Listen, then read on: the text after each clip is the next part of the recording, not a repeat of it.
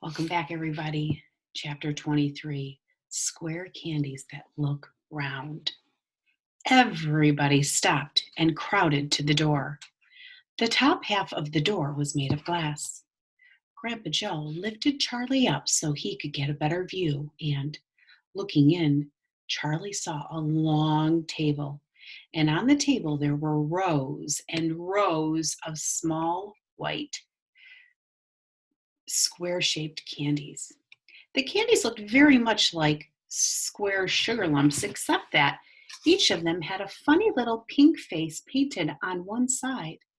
At the end of the table, a number of Oompa Loompas were busily painting more faces on more candies. "There you are," cried Mr. Wonka. "Square candies that look round." "They don't look round to me," said Mike TV.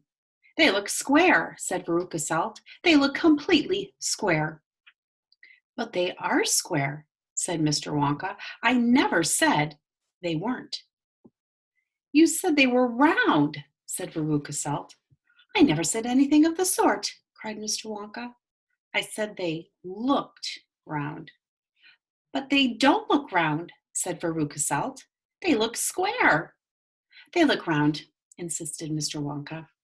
"They most certainly do not look round," cried Veruca Salt. "Veruca, darling," said Mrs. Salt, "pay no attention to Mr. Wonka. He's lying to you." "My dear old fish," said Mr. Wonka, "go and boil your head."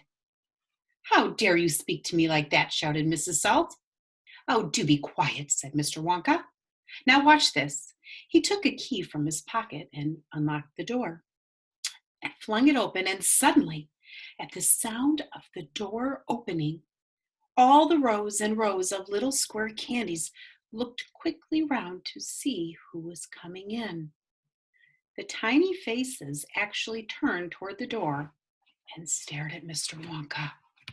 Here's a sketch picture of all of those faces.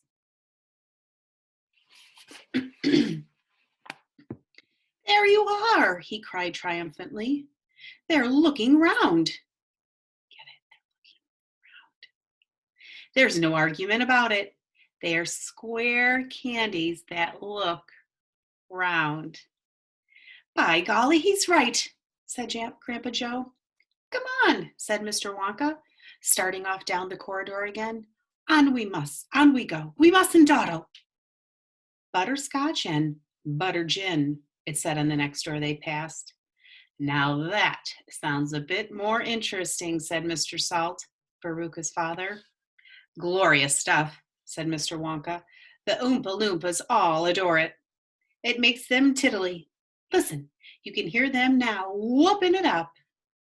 Shrieks of laughter and snatches of singing could be heard coming through the closed door. "They're drunk as lords," said Mr. Wonka. "They're drinking butterscotch and soda. They like that best of all. Butter gin and tonic is also very popular. Follow me, please. We really mustn't keep stopping like this." He turned left. He turned right. They came to a long flight of stairs. Mr. Wonka slid down the banisters.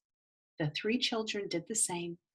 Mrs. Salt and Mrs. TV, the only women now left in the party, were getting very out of breath.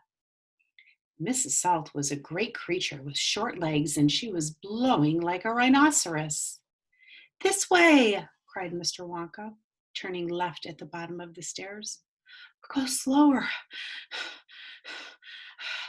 panted Mrs. Salt. "Impossible," said Mr. Wonka. "We should never get there in time if I did." "Get where?" asked Veruca Salt. "Never you mind," said Mr. Wonka. "You just wait and see." That is the end of chapter 23. I hope you are enjoying. Good night. Bye-bye.